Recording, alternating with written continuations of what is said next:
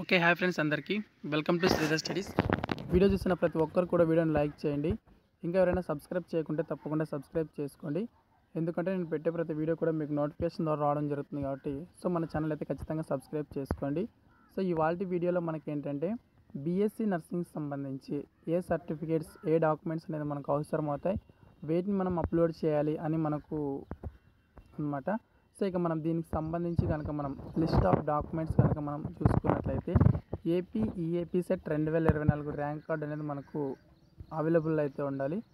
ఇది మనకు 1000 కేబీలో అయితే ఉండాలని అయితే మనకు చెప్పడం జరిగింది. అదేవిధంగా క్యాండిడేట్ యొక్క లేటెస్ట్ పాస్పోర్ట్ అనేది ఉండాలి. ఇది మనకు జేపీజీ ఫార్మాట్లో ఉండాలి. ఇది కూడా మనకు 500 కేబీలు అయితే మనకు ఉండాలి. ఇక సిగ్నేచర్ అన్నమాట. తర్వాత మనకు డేట్ ఆఫ్ బర్త్, అదేవిధంగా ఎస్ఎస్సి మార్క్స్ మెమోలో ఏ విధంగా అయితే ఉంటుందో అలా ఉండాలి అయితే చూసుకోండి. ఇది కూడా మనకు పీడిఎఫ్ అడగడం జరిగింది. 1000 కేబీలు అయితే ఉండాలి.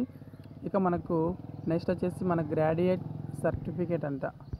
ఇంటర్మీడియట్లో ఎవరైతే మనకి ఈక్వలెంట్ ఎగ్జామినేషన్ బ్రిడ్జ్ కోర్స్ అలాంటి వాళ్ళు చేసిన వాళ్ళు ఎవరైతే ఉంటారో ఒకేషనల్లో వాళ్ళకి సంబంధించి ఇక్కడ అడగడం జరిగింది. కాకపోతే ఇక్కడ గ్రేడ్ సర్టిఫికేట్ నాట్ యాక్సెప్టెడ్ అని ఇవ్వడం అనేది జరిగిందనమాట.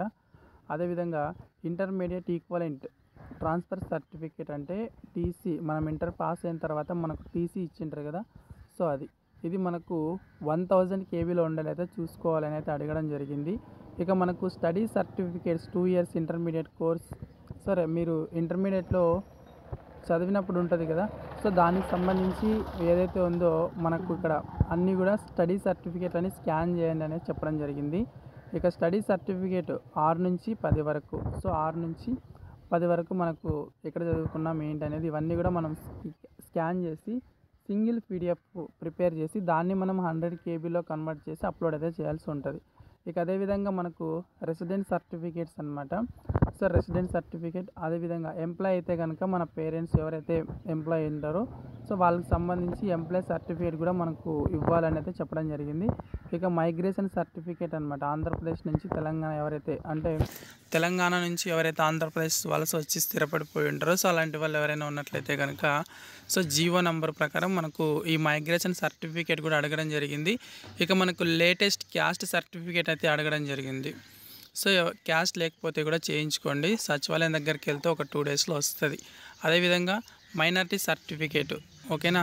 మైనారిటీ బీసీసీ క్యాస్ట్ ఎవరైతే క్రిస్టియన్స్ ఉంటారో వాళ్ళు కూడా దీనికి సంబంధించి అప్లై అనేది చేసుకోవచ్చు. అంటే ఈ సర్టిఫికేట్ అనేది తీసుకోవాలి, క్రిస్టియన్ సర్టిఫికేట్ తీసుకోవాలి, అది కూడా మనకు బీసీసీలో ఉండాలి.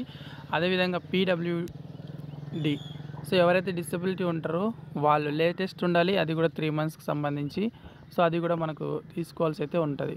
ఇక మనకు పేరెంటల్ ఇన్కమ్ సర్టిఫికేట్ అనమాట. ఇన్కమ్ సర్టిఫికేటు అదేవిధంగా రేషన్ కార్డ్ అయితే ఉండేలా చూసుకోండి, దీన్ని కూడా అప్లోడ్ చేయాల్సి ఉంటుంది కాబట్టి. ఇక మనకు ఆధార్ కార్డ్ అందరి దగ్గర ఉంటుంది, దాన్ని కూడా అప్లోడ్ చేయాలి. ఏమైనా డేట్ ఆఫ్ బర్త్ ఏమైనా కరెక్షన్స్ ఉంటే వాటిని కూడా మార్చుకోండి.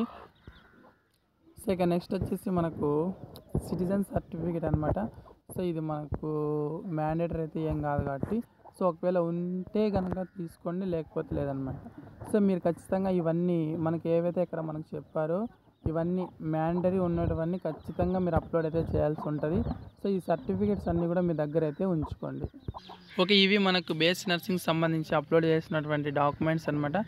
వీటన్నిటిని కూడా ఖచ్చితంగా అప్లోడ్ అయితే చేయండి. అప్లోడ్ చేసిన తర్వాత మీకు ఏమైనా డౌట్స్ ఉంటే కింద కామెంట్ సెక్షన్లో కామెంట్ చేయండి. Okay friends, thanks for watching. Please subscribe my YouTube channel.